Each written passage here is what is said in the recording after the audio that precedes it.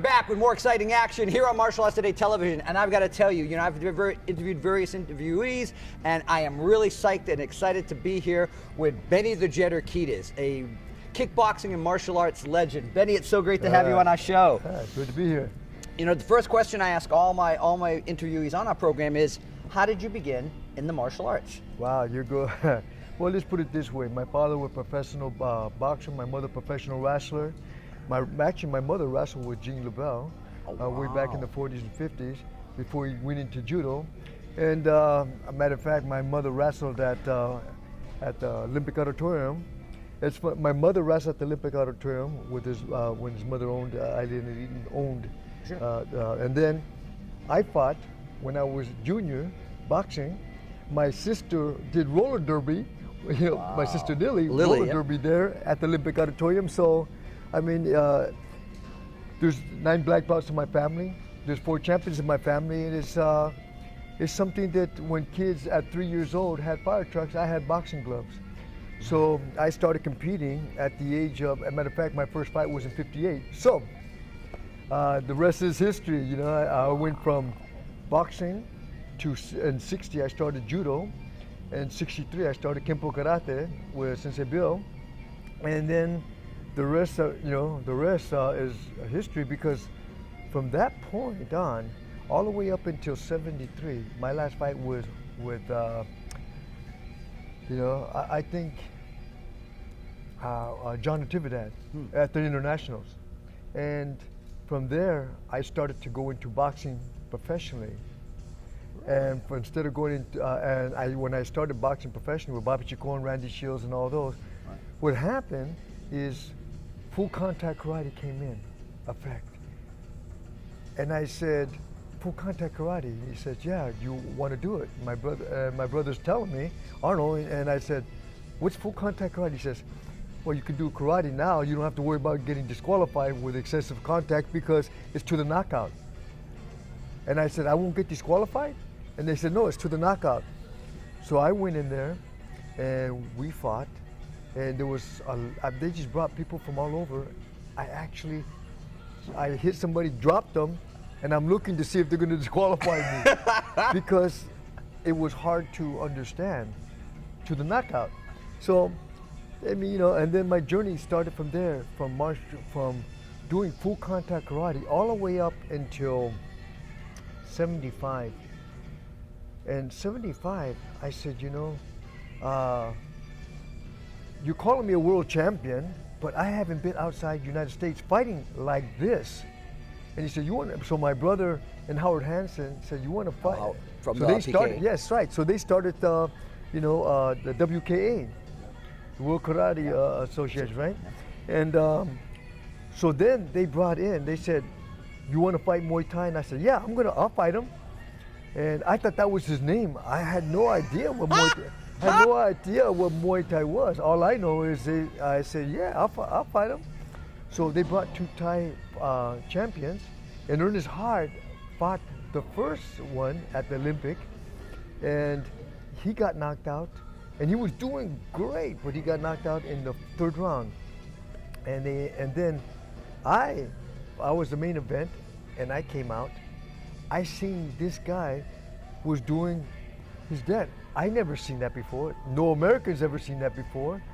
So I thought that was pretty cool. So I'm rocking to his music, and the Thai people think I'm making fun of him. Wow. And so the Thai people are very upset because, and he came and simulated shooting an arrow at me, and I looked at him and I smiled and put thumbs up, and his eyes were red. Now, I had thigh kicks before, and I had Charlie horses, but I've never had anybody intention to try to break my legs. And so from that point on, when he kicked me so hard, my eyes bulged out of my forehead. I said, and I was trying to jump over his legs because I didn't know what to do. So the first round finished, I tell my brother Arnold, what do I do? He says, kick him back. I said, oh yeah. So I went back and I kicked him. He gave me a leg check. I said, oh, that hurt it worse. I've never even felt a leg check before. And after he did, so by then, after the second round finished, I told my brother, I don't know what and I said, I don't know what he's doing, but my legs are killing me. And he says, stick and move, just, by then I was already boxing, so I figured, okay. So I started by moving around, and he clinched me. He started kneeing me, elbowing me, and all the Americans, everybody there at the Olympic was getting pissed because they thought, they never seen that before. So now they're getting mad. Now they're getting pissed off. Yeah. So I'm a good judo man. So I actually picked him up and I tried to break his neck. I threw him on his head, boom, he got back up. I threw him again. Now the Thai people are getting upset because they never seen that before. And I'm throwing this guy, trying to stop him, throwing him. And then in the 4th round, I told my brother, God, this guy smells bad. And I looked at him and they're spraying, numbing spray on him. But I didn't know what that was. And they're spraying his legs and it's burning my eyes. So I told my brother, I said, man, whatever they're putting, it smells bad. And my brother said, just go out there. So I started going out there and I just started moving and more boxing and using my legs, but more keeping him away so he doesn't clinch me. By then, in the 9th round, now the Thais, they bet by rounds who's going to win the round, not who's going to win the fight. Right. So by then, Chuck Norris was, making great money. He was winning because they didn't know that low kicks you get points from. The American judge, they didn't know that. They had no idea. His low kicks and knees and elbows that they were getting points for it. And I was winning him because I was kicking and punching and this and that. You were keeping busy. I was real busy, and so I was winning with no problem. In the 9th round,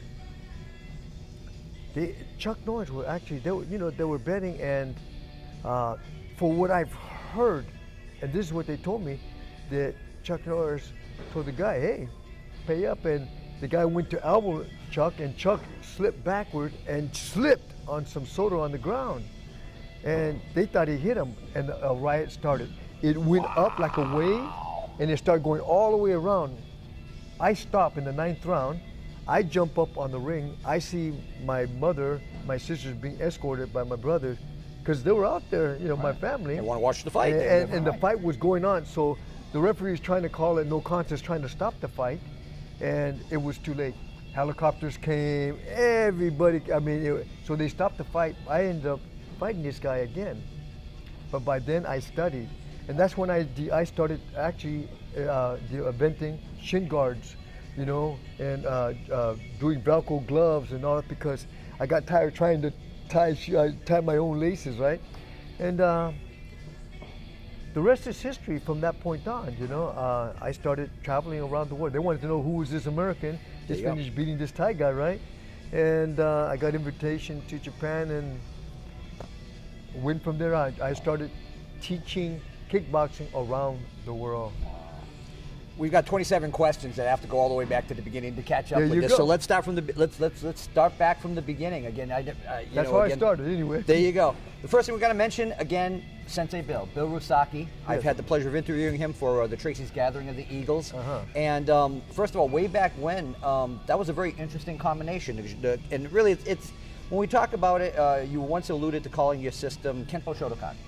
That's right. Because really, that was the foundation of the way Bill Rusaki's art taught and whatnot. Even way back when you were a kid, when you first started in karate and getting involved in that, when you were fighting in tournaments, again, I know one of the prevalent things that I know, being an Ed Parker black belt, is the fact that you were the first, for lack of a better term, junior black belt, even though there was no reference to that at that point. At 14 years of age, you received your black belt. Tell me about that experience. You're right, there's a wonderful article in Fighting Stars that I love, and I always tell people about it, but I want you yourself to talk to me about that. Well, actually, because I was, they were at the Nationals, they were getting a lot of complaints that I was making these kids cry. And because I already had boxing, I already knew, I had good boxing hands, and I was already a good kicker. And so I would hit some of these kids, and I hit them with body shots, and so a lot of the parents were complaining that I was hitting them too hard.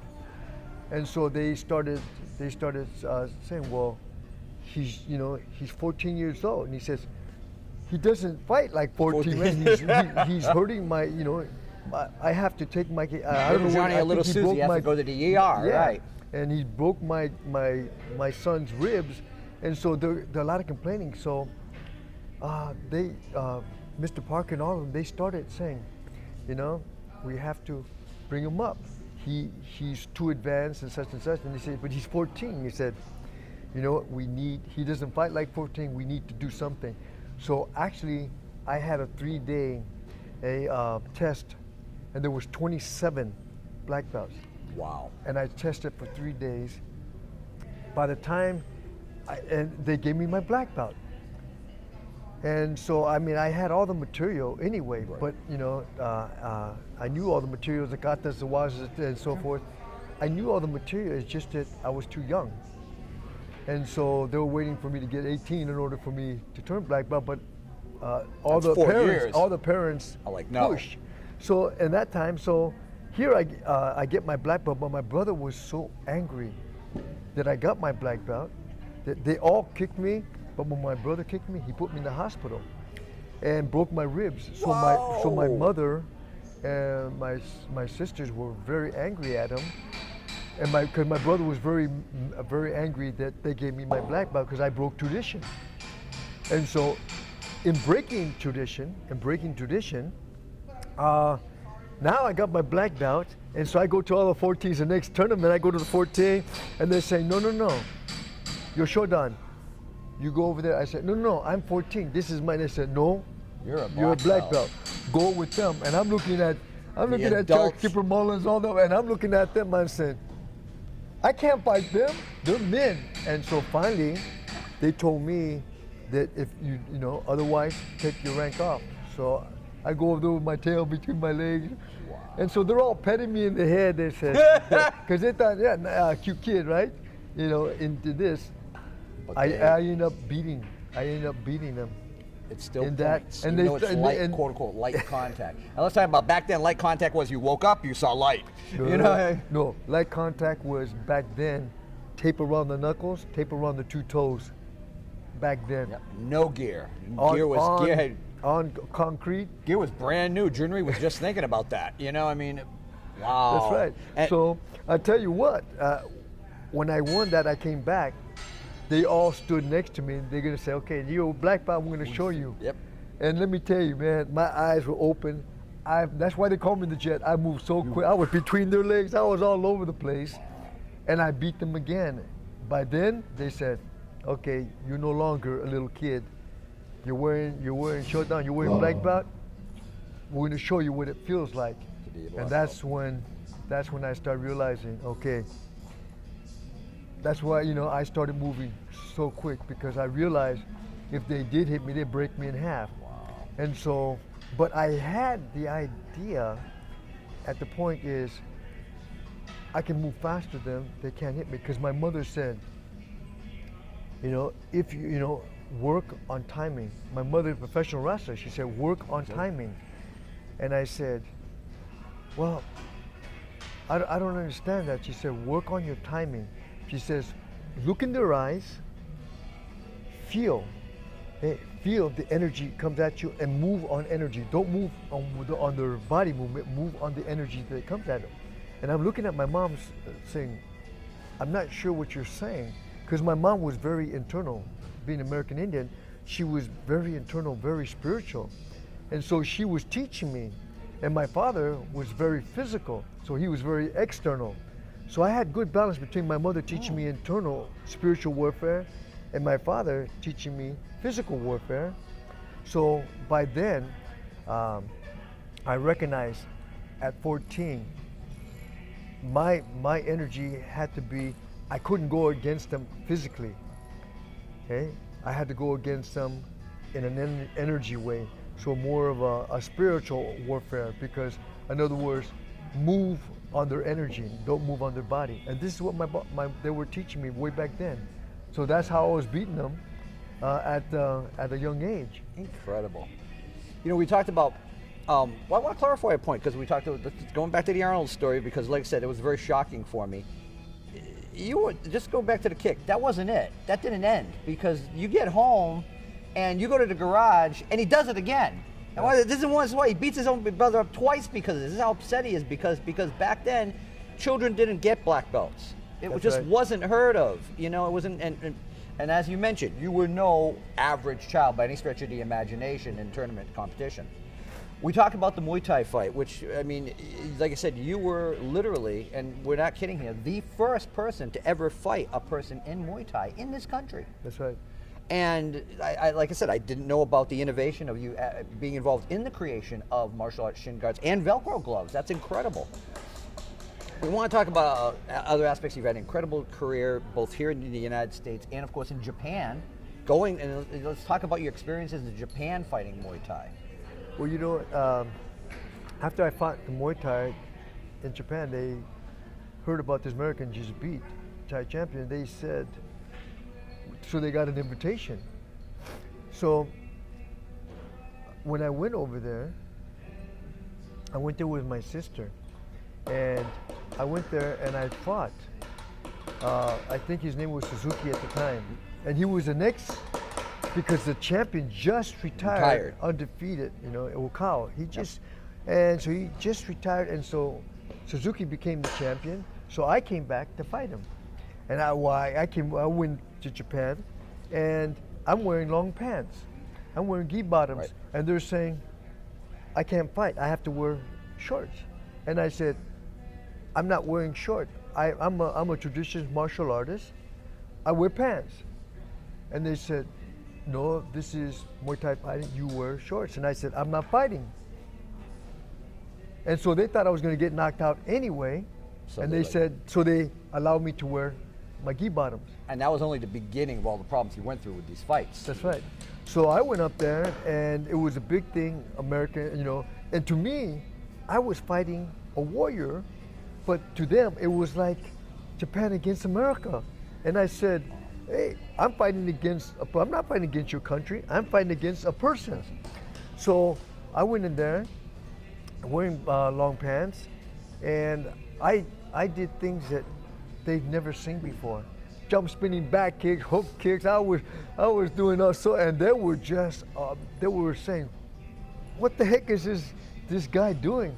And this guy, Suzuki, had no idea.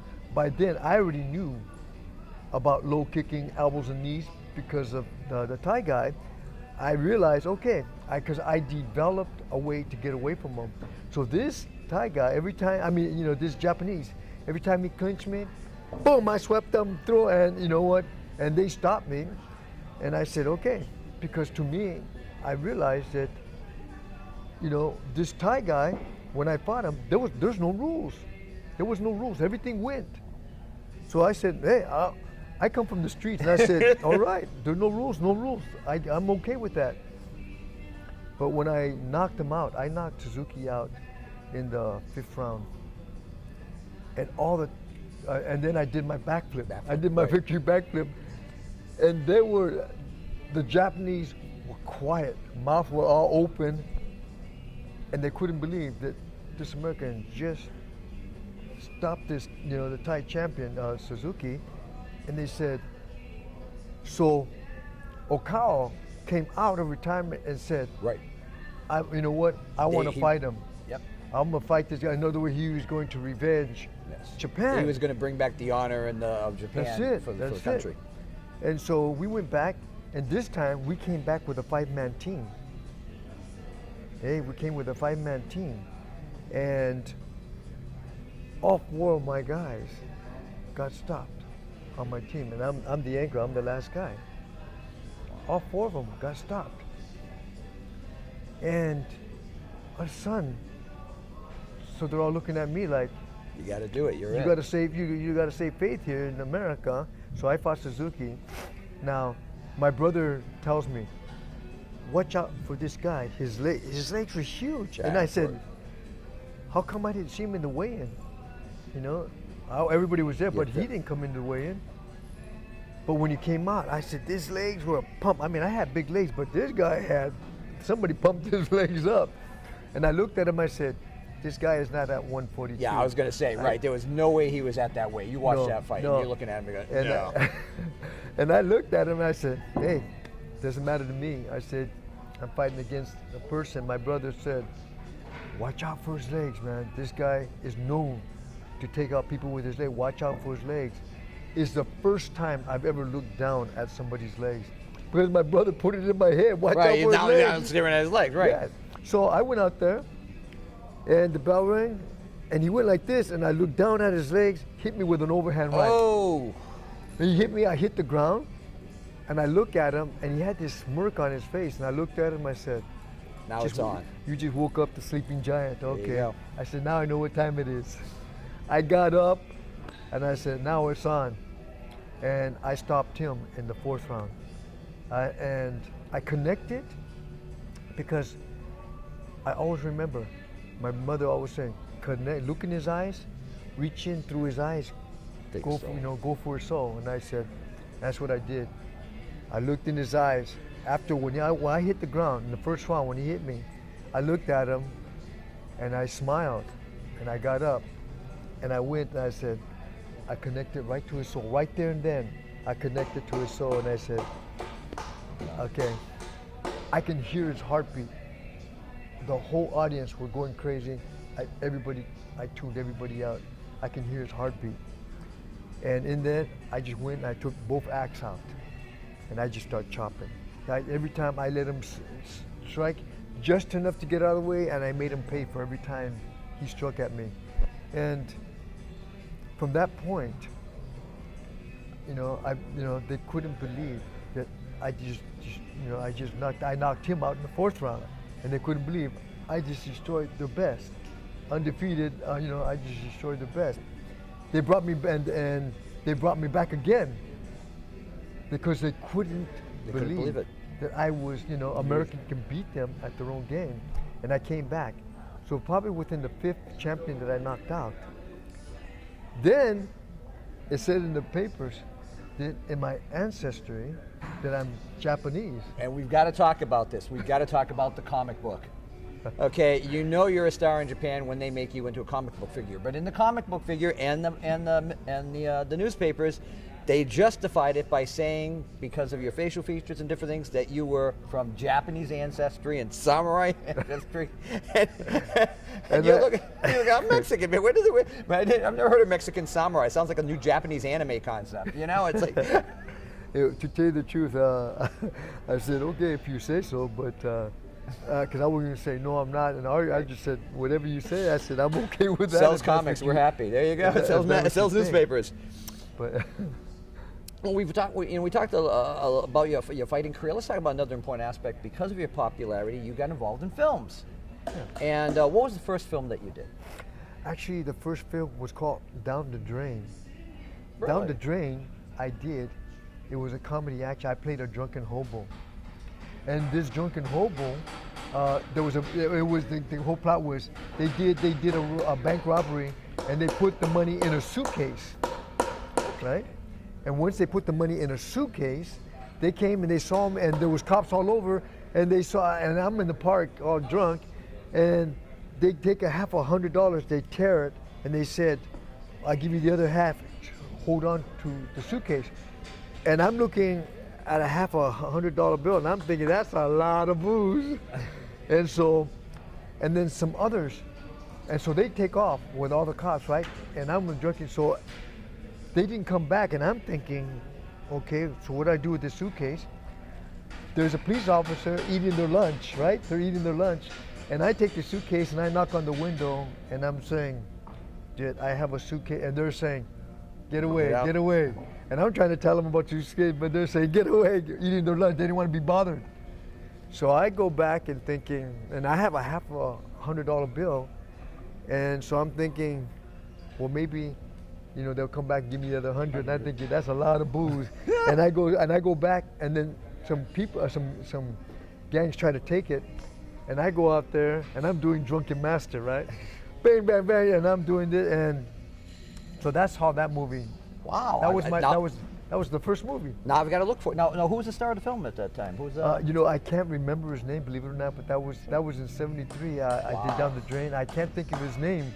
right offhand. Now I've got to search again. Now and, from yes, it. now from that role we go on to Force 5. Force 5.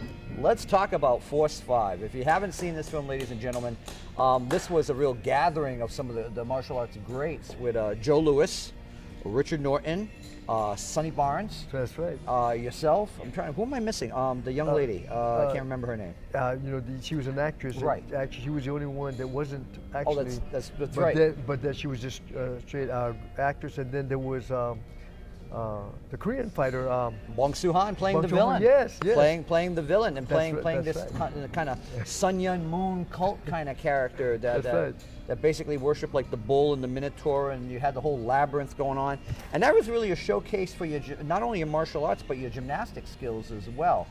Everybody talks about we, like I said, when I saw Force 5, I would have known you through the martial arts, but aside from the ceremonial backflip you do, I wasn't really familiar with how acrobatic and gymnastic you were. How did you get involved in that? We just want to do a side.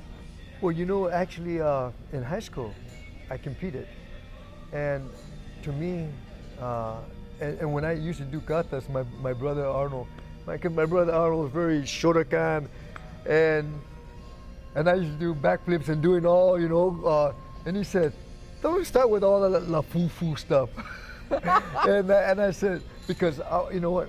I love the soft style. I love the hard style, but I love the soft style too. But my brother was, half of my family were strictly Japanese style, and the other half was, I kind of intermixed different styles because I loved the soft style. And so I used to go and do katas, and I used to make up things on the spot. And they used to look at me saying, "What the heck? What kata is that?" You were doing XMA before it was cool, long before it was cool. So I used to call that kata caliente, means it was a hot kata. Muy caliente kata. Yeah. So that was and they said, "Here he comes," because I used to, right on the spot. I was just creative. Taking hard and soft styles, which back then you didn't mix. Either you're hard, you stay in your system, and that was it. But me, I liked actually going and taking different systems and just go, because I loved it. So I loved going from a hard style to a soft style, back and forth. And my brother used to get very angry at me. "Why are you going to that school?" I said, "Well, I'm just visiting." I used to I just visiting just to see, but I used to go and work out with them. Yeah, I used to go and work out with them, and I mean, I love Kenpo because Mr. Parker, I just love the trapping and the movement. I love the fluid, and so when I used to work with Mr. Parker, and used to use me in demonstrations that just his soft hit and just but I come home bruised, but I loved it. I loved, doing, and so my brother at the time was always saying, "You're always breaking tradition." I said, "I'm not breaking tradition. I love other systems." Yep. And my brother used to say, "I'm the white sheep of the family." The black sheep, the maverick, because all my other brothers and sisters, they're dark complected from my mother. Oh, I get it. So my mother was so my mother was 5'10". Oh, wow. She's 5'10", dark complected, dark eyes, dark deep set eyes. My father, he's 5'6", blonde hair, because he's from Spain. He's he's Basque. Castilian Spain. Yeah. Spanish, right? And so he's very white, green eyes, blonde hair. So I took after my father, being short. All my other brothers are tall. They're, my youngest brother, he's 5'11", Smiley. And I'm 5'6". So it's just that for some reason, my mother used to tell me, "You're going to be the one to take our flag and plant it in different places." And I said, "Why me?" And she said, "You will be the one." And I told my mom, "Why me? Why not my other brothers? Why do I have to do it?" And my mom, so she had a lot of insight, and she was always used to tell me, because my mom was She was my biggest, if you want to call it my biggest fan. Everywhere I go, she would always, and I can do no wrong in her eyes. Even though I did some crappy things, I can do no wrong in her eyes. But she always taught me insight. It's like my father, he'd be watching boxing. I sit down, he slapped me in the head. Look at this, and I said, okay, I'm watching. And then my mom, I go in the kitchen. My mom will hold me and say, you know what? Explain. That's how he shows his love, because he doesn't know how to show his love, but that's how he shows his love. So she always explained to me the internal emotions behind. So I knew that as a young age, growing, and I knew about the internal warfare before I started. That's why when I was fighting with these kids, now I recognize when it came down to it, I was the youngest. Like for instance, well, it was like the Elvis Presley's team, And let's talk about that. Let's talk about, again, you were picked as part of the U.S. team for a documentary, and a lot of people don't realize when people talk about Elvis Presley, and people are always 8th degree. How's he getting? Because the first 5 degrees are for what you get from the art. The last 5 are what you put back into it. And he did it through a bankrolling the USA Karate Team, and it became a film created by George Waite. Called The New Gladiators, which thankfully was recently refound and it's been released. And so let's talk about the whole experience with the U.S. Karate Team. Actually, they went around. They were telling me that Elvis Presley wanted to actually create a team and take it around the world. And I said, what? And he said, yeah. So they're looking for people. So I was winning tournaments, and so I got an invite to go into this to this one gym, and actually they're looking for, and so Roy Corbin, everybody, there was actually fighting. So they took the best fighters in the United States, brought them together, and actually we were competing. But I just like to compete. I didn't care if I was on the team or not. It didn't even matter to me. I said, yeah, I'll go out there, and I'd love to, compete. So we went, Roy Corbin, all of them, and we just went out there and we had a great time. And next thing I know it, they're calling me and saying that you made it on the team. I didn't realize what they were talking about. I said, I made it on the team. I said, okay, that's great. But I didn't realize that we were going to get uniforms, and the same uniform that Elvis Presley would sing in, with the flares and he made actual uniforms for us, but it was like his pants, flared out pants, USA he designed. They were beautiful. When you look at the background of these uniforms, and the story goes that Elvis said, okay, what's the best karate uniform in the world? And they said, well, it's Tokaido's, the Tokaido's gold. It's the Rolls Royce of martial arts uniforms.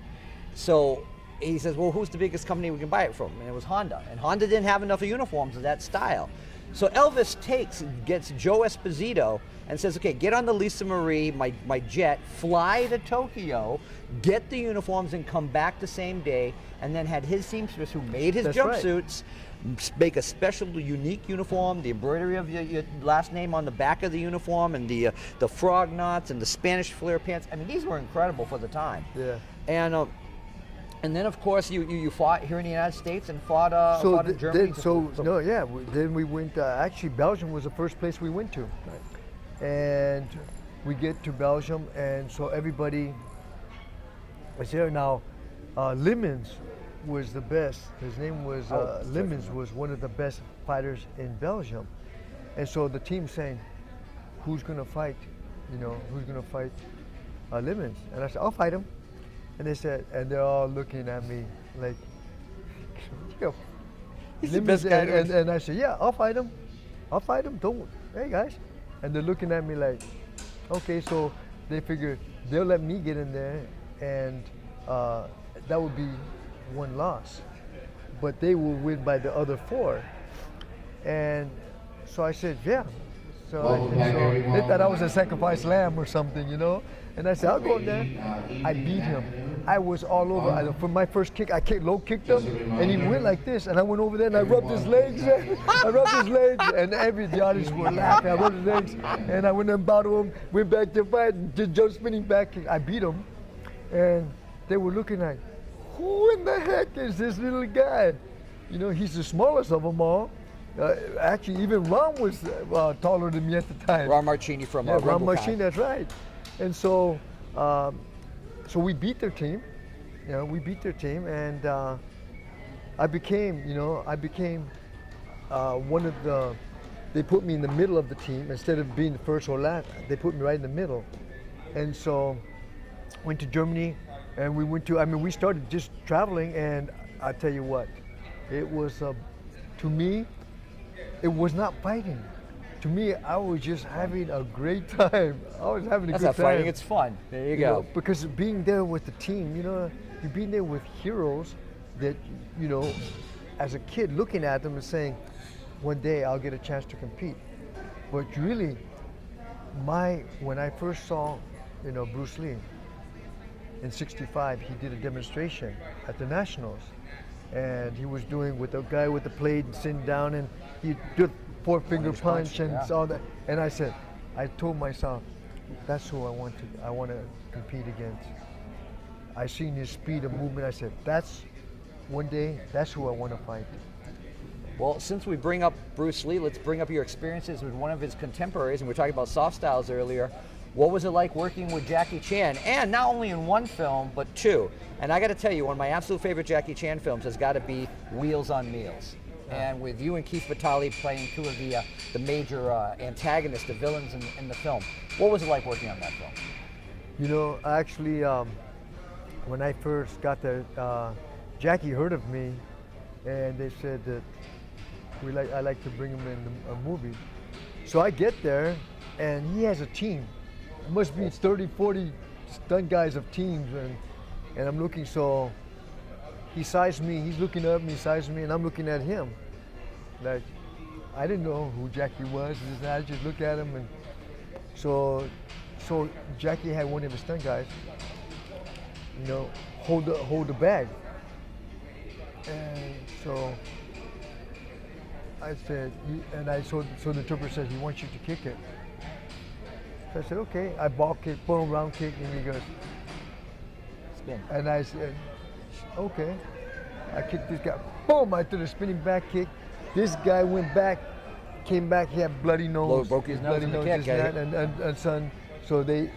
and Jackie looked at me and went thumbs up. So then Jackie did some movement, did some gymnastic movement. So I did some gymnastic movement, and then there was a hallway. It was like a 4-inch hallway. We're filming. Yeah. We're filming my TV show. So we're doing. Hold on a moment. I gotta do a countdown.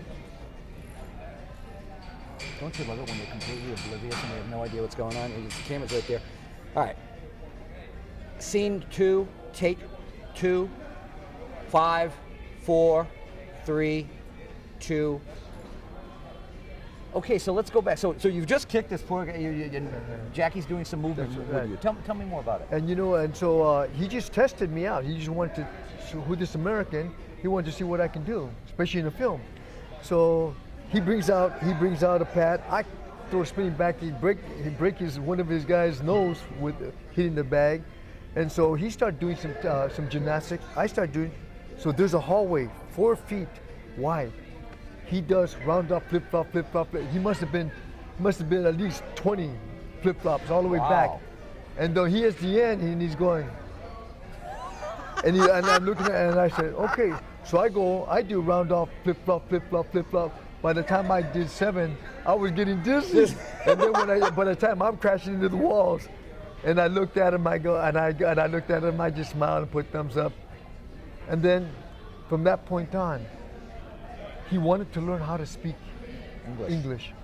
So he would get right next to me and put his arm around me, and I looked at him like, take your arm. You know, and I'm thinking, if this guy, Oofy. It's Hollywood, where women are women and half the men are too. Okay, but Not in Jackie's case, but But then but it's just, over there, and he would talk to me, and he would ask me about certain words, what they mean, and I would tell him, and so his interpreter would interpret what, and so every time he had a chance, he would sit right by me, and he would want to talk English. So I was actually teaching him how to speak English at the time, and then every time we did scenes, we would actually go for lunch. We would play soccer.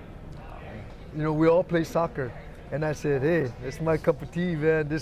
And we became so close because what happens is he had a team of guys, and he would say, his team of guys will put something together for him, and he would put it, and then he would tell me. So I go out there. I said, I'm by myself. I said, okay, I'm going to do this, this, and this. And then he said, I will do this. And so we actually choreographed our own stuff together. And he showed me what he was going to do, and I said, okay, I'm going to do this. And then I do this. Then his team would say, okay, we can do this. I said, fine. I said, then I'm going to do this. And so we did this, and we just actually choreographed, and we actually slept on the set. It's a beautiful set with those couches and everything. That was over there. There was no Teamster. I mean, there was no. And that was filmed in an actual castle. Was that filmed in Spain? Correct. That's right. Yeah, I mean, it's a beautiful castle, and it's really interesting because you have one of the most unique fighting scenes with Jackie with the multiple rounds, and then this classic scene going through the window and saying, "Pull me up! I want another round." It's a classic moment in cinema. Let's talk about two things right now. And again, this is only a fraction of this man's career, ladies and gentlemen. And and in order to find out more about his career, we've got to talk about the brand new book that's put out by actually a friend of mine's, Tom Bleecker, and Yes. talking about the story of Benny the Jet. How did that all come together with the book? Well, you know what? Everybody was asking me, how did you get the name the Jet? How did the Jet become the Jet? And so I kept on saying, well, at Madison Square Gardens, I was fighting. And actually Darnell Garcia wanted to see me do my jump kicking. So he was yelling, at me, come on, Benny, let me see you jump, fly. Let me see you fly like a jet.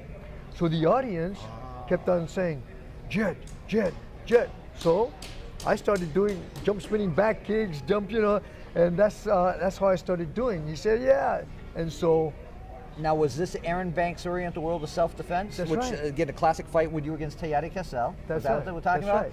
Which is a legend. Tayari is here as well, and it was funny when I started bringing that up, or when I talked to him we're at the Action Martial Arts magazine Mega Weekend, and mentioned it on the podcast, and he was like, "Wow, you remember that?" I said, "I got footage of that, man. That was an awesome fight. It was one of the legends of martial arts." So again, that's how Benny the Jet, began. Well, I mean, because Darnell kept on saying, fly like a jet, and the audience started saying jet, and so I started, Wow. I started doing jump spinning back kicks, doing all that, and so in that, what was happening is, it just kind of, Benny the Jet, it kind of stuck, and it went on, and then I met Elton John,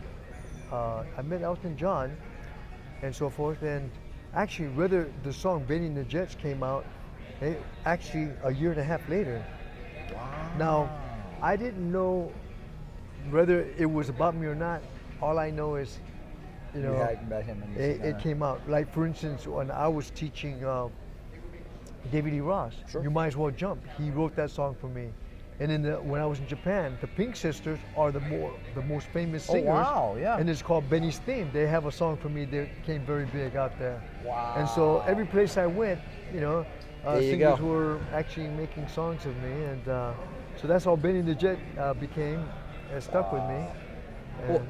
And I'm so happy the book came out because there's so much insight. I mean, you've done so much in your life and career, and let it be the blatant plug it is, because it's an incredible text. Pick it up, find out more about this incredible man and his life and legacy. And the question we got to ask: what brings you here to the Action Martial Arts Mega Weekend? well, you know what?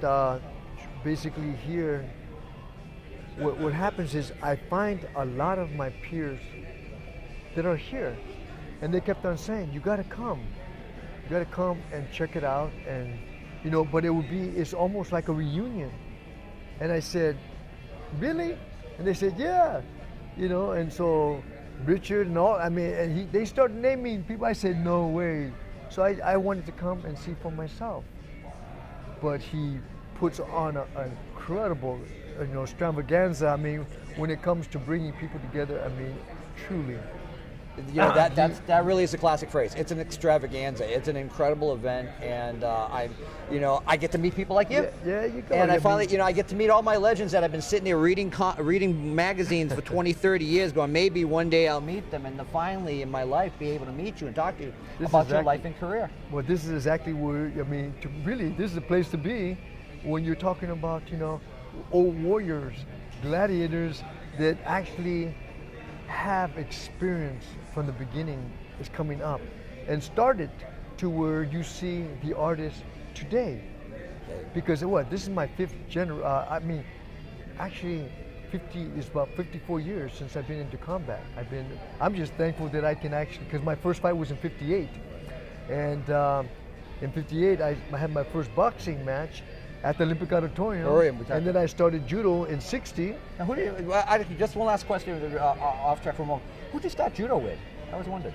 You know, actually, I can't remember his name right offhand, but he actually trained with Sensei Bill, and he was teaching judo out of Sensei Bill's dojo, and I'm for the life of me just. Oh, no problem. You know, but well, the last question we have for you: what does the future hold for Benny the Jet? Well, you know what? After my book, I finished my book, and once I finished the book about how the Jet became the Jet, but actually, I'm writing a book on who is the Jet. You know, I mean, I am not my resume. I am not what I've done. Yes, I did do that, but that's not who I am. And so, I'm an internal teacher. I teach the art of war, mental warfare, physical warfare, spiritual warfare, character warfare. And I teach people how to actually mirror their truth. And so this is the book that I've been writing, working on. It's about a book of internal training. It's about, really, when it comes down to it, it's about you. It's about me. It's about each and individual. It's about us. And that's what the book's about. So Excellent. That's where I'm headed right now. Besides, I just opened up a stunt acting school. We heard about this. Again, this is the new incarnation of the Jet Center. Yes, actually, this one here is a stunt acting school. And this stunt acting school, actually, I'll be teaching power speaking classes, anger management classes, teaching people how to overcome their phobias, picture fighting, stage combat. It's all about. When I say it's all about you, it's about people that want to take their career when they took their career in the martial arts as far as they could. What do they do with it then? I said, let's put it on screen. There you go. Let's put it on TV. And so that's where I'm at. That's what the school's about. That's awesome. Again, an honor, a privilege, and a pleasure. And we'll be back with more exciting action from the legacy of Benny the Jet here on Martial Arts Today Television. Stay tuned.